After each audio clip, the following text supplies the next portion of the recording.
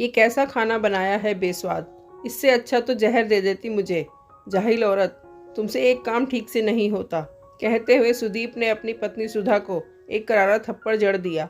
पत्नी ने कोई विशेष विरोध नहीं किया, उल्टा टेबल पर पड़ी प्लेट उठाते हुए कहा, रुकिए, मैं अभी दूसरा बना देती हूँ। सुदीप ने गुस्से से थाली पर हाथ मारा।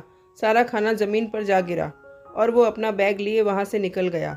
घर से निकलते ही बाहर अपने घर के दरवाजे पर खड़ी सुदीप की पड़ोसन मिसेस वंदना शर्मा मिल गई। नमस्ते वंदना जी, हैप्पी वुमेंस डे, सुदीप ने बड़ी मुस्कान के साथ कहा और आगे बढ़ गया। नताशा, इस वीकेंड गोवा चलें, फन करेंगे। अरविंद ने अपने ऑफिस में काम करने वाली मालिनी से कहा, सर प्लीज, मैं ये सब और नहीं कर सकती। मालिनी ने उदास होकर कहा, मालिनी, तुम शायद भूल रही हो, इस कंपनी में तुम मेरी वजह से हो और तुम्हारा काम है मुझे खुश करना। तुम्हें अपनी जॉब प्यारी है तो अपना सारा सामान पैक कर लो। इस वीकेंड हम गोवा जा रहे हैं। वापस आते ही तुम्हारा प्रमोशन पक्का। अरविंद ने मालिनी के उभरे हुए जिस्म पर अपनी नजरें गड़ाते हुए कहा। मालिनी उतरा हुआ चेहरा लेकर वहां से चली गई। अरविंद ने पास रखा अपना फोन उठाया और अपने फेसबुक अकाउंट पर पोस्ट डाला, हैप्पी वुमेंस डे। एक लड़की की ना की रिस्पेक्ट करें। जल्दी से अपना टॉप उतारो। स्कूल के टीचर अमन ने अपनी क्लास की लड़की जिया से कहा, सर ये गलत है, प्लीज़ मुझे जाने दीजिए। जिया ने गिड़गिड़ाते हुए कहा, कुछ गलत नहीं है, इस सब के बदले में मैं तुम्हारे टेस्ट में नंबर बढ़ा दूंगा और एग्ज़ाम में भी तुम्हारी हेल्प हो जाएगी। अमन ने उसके जिस्म को अपने हाथों से टटोलते हुए कहा, सर प्लीज़ मुझे जाने दीजिए।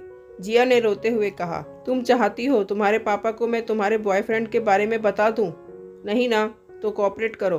कहते हुए अमन जैसे ही जिया की ओर बढ़ा, किसी ने बाथरूम का दरवाज़ा खटखटाया और जिया मौका देखकर वहां से क्लास में भाग गई।